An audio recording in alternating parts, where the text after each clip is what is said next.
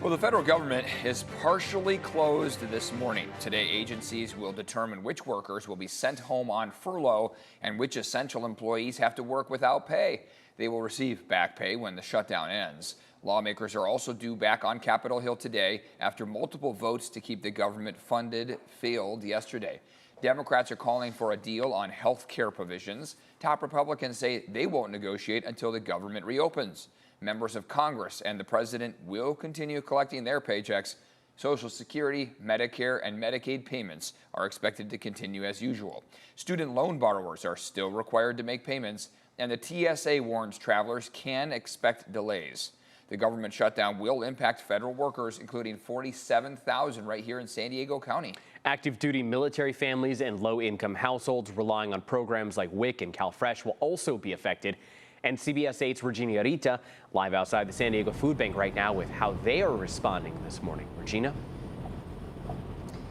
Hey, good morning, guys. Yeah, well, depending on how long the government shutdown will last, we'll know more about the effects that the American people will face. Like you mentioned, federal workers will be impacted, and here in San Diego, about 47,000 in the county who could potentially face furloughs and layoffs. Now, we are getting some reaction from places like the San Diego Food Bank. I want to pull up that full screen.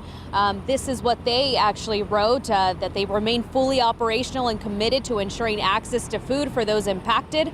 However, as the food safety net for the entire region, this further strain on our resources will be challenging. We cannot meet this crisis alone. Thousands of federal workers, military families, and low-income households could face immediate financial strain. Essential employees like military personnel, TSA workers, and air traffic controllers must continue working without pay until a deal is reached.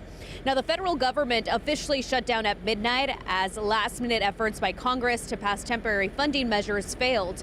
The shutdown comes after Democrats and Republicans were unable to agree on extending health care benefits as part of a short-term spending bill. So Congresswoman Jacobs, she warns that the shutdown is making it even harder for military families to make ends meet. And we have the President Donald Trump, refusing to consider the Democrats' demands. It's different because this one's going to hurt more than other government shutdowns, and it will be because Donald Trump and Republicans decided that it was more important to raise your health care costs than to keep the government open. No country can afford to pay for illegal immigration health care for everybody that comes into the country, and that's what they're insisting. And obviously I have an obligation to not accept that. That would affect everybody. And we also know that Medicare, Medicaid, and Social Security benefits, those will continue during the government shutdown. However, those services could potentially have delays.